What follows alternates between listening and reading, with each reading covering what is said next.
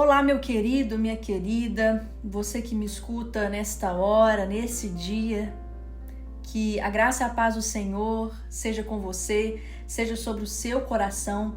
E hoje eu quero falar com você a respeito de algo que Deus tem falado tanto ao meu coração nesses dias. E Ele me moveu a compartilhar com você essa palavra tão poderosa e profunda.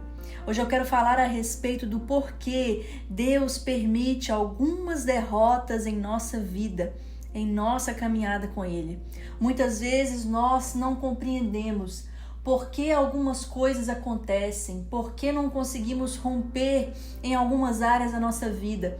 Mas a verdade é que a vida espiritual, o mundo espiritual, ele é feito de detalhes.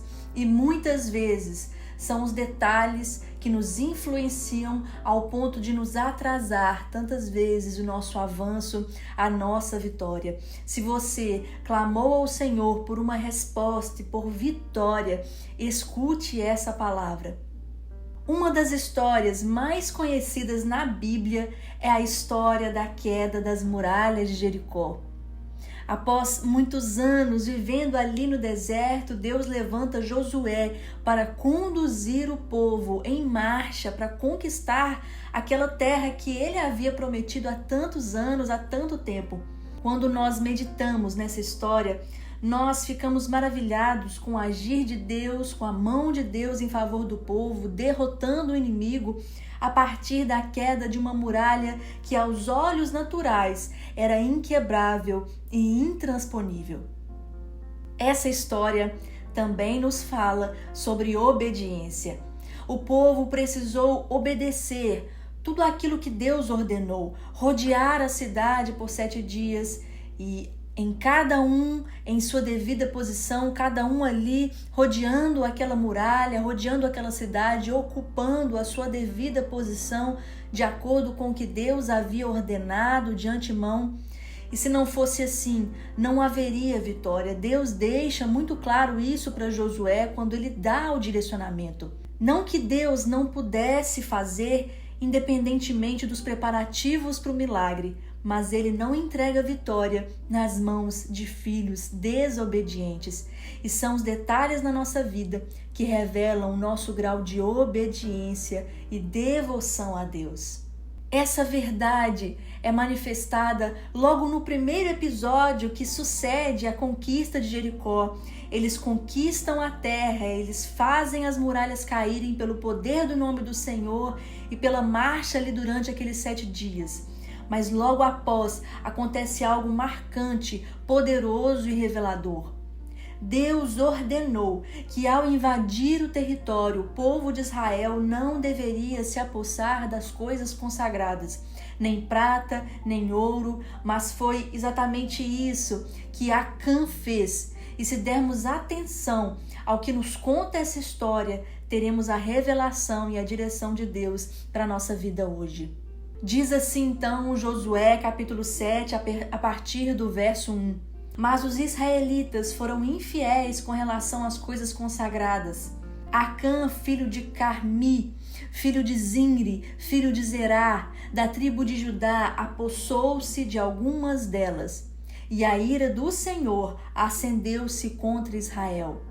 Sucedeu que Josué enviou homens de Jericó a Ai, que fica perto de Bet-Aven, a leste de Betel, e ordenou-lhes: subam e espionem a região. Os homens subiram e espiaram Ai. Quando voltaram a Josué, disseram: não é preciso que todos avancem contra Ai. Envie uns 2 ou 3 mil homens para atacá-la e não canse todo o exército, pois eles são poucos. Por isso, cerca de 3 mil homens atacaram a cidade, mas os homens de Ai os puseram em fuga, chegando a matar 36 deles. Eles perseguiram os israelitas desde a porta da cidade até Sebarim e os feriram na descida. Diante disso, o povo desanimou-se completamente. Então Josué, com as autoridades de Israel, rasgou as vestes, prostrou-se, o rosto em terra, diante da arca do Senhor, cobrindo de terra a cabeça, e ali permaneceu até a tarde. Disse então Josué: Ah, soberano Senhor, por que fizeste esse povo atravessar o Jordão? Foi para nos entregar nas mãos dos amorreus e nos destruir? Antes nos contentássemos em continuar no outro lado do Jordão.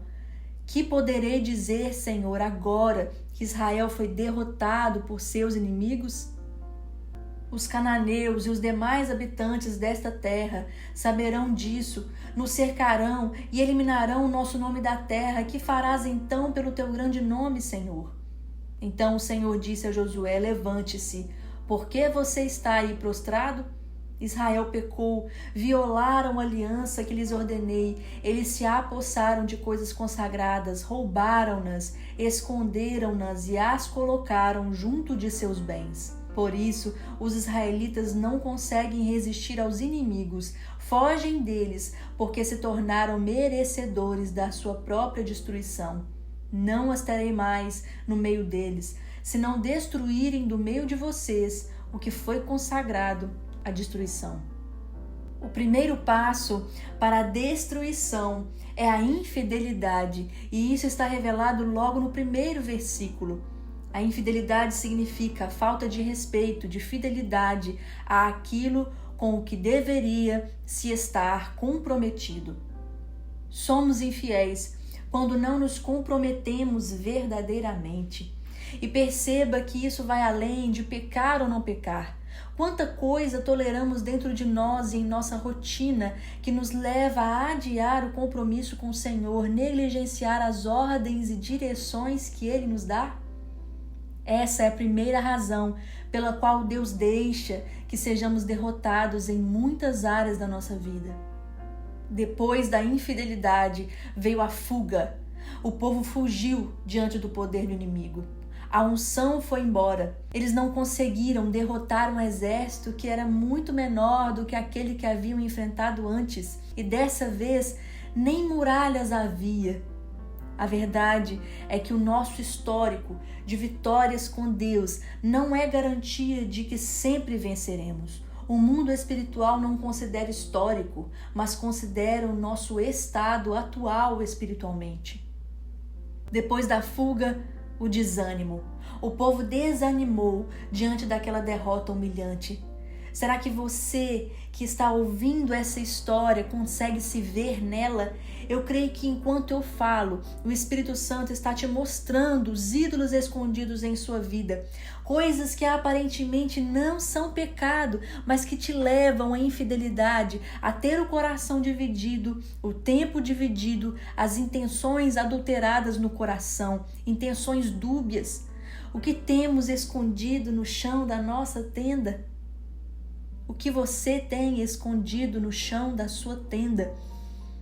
Quais são esses itens? Quais são essas coisas, esses sentimentos, esses pensamentos? Tudo que o inimigo quer é um cristão desanimado, que foge apavorado da batalha e que, desanimado, se entrega ainda mais às distrações da vida.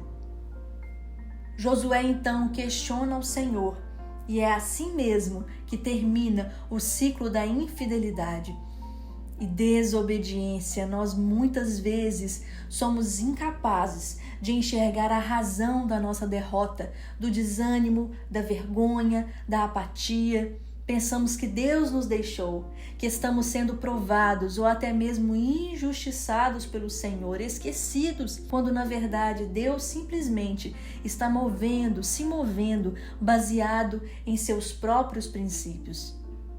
Mas então você pode me dizer: eu não consigo ser perfeito, nunca vou conseguir ser perfeito. Mas Deus sabe que nós não somos perfeitos. Só que existem coisas que simplesmente precisam ser lançadas fora, custe o que custar. Ainda que isso faça você parecer um estranho diante das pessoas, alguém radical demais. A nossa vitória começa pedindo ao Senhor para que Ele nos mostre onde está essa infidelidade. Quais são os hábitos, os excessos, as paixões que têm nos levado a essa vergonha diante do mundo espiritual? quando Deus me entregou essa palavra, isso eu te digo, eu estava na primeira semana em que renunciei a alguns hábitos que estavam dividindo o meu coração e o meu tempo, e enquanto gravo essa palavra, ministro a você, sinto a dor de também recebê-la. Eu não posso te dizer que será fácil, mas viver uma vida de derrota espiritual é bem pior. É melhor arrancar um olho do que, tendo os dois, ser lançado ao inferno. Foi isso que Jesus disse. Deus tem muito mais para nos entregar. Deus tem muito mais para te revelar, inclusive força necessária para abandonar o que precisa ser abandonado, deixado. Mas é você que precisa clamar por isso. Somos nós que precisamos pedir, escolher receber forças e graças para vencer, ao invés de continuar em uma vida morna e inconstante. Existe vida abundante, preparada para você e para mim, e o Senhor não nos chamou para lutar sozinhos. Ele mesmo te cingirá e lutará ao seu favor, mas a decisão é sempre sua, é sempre nossa.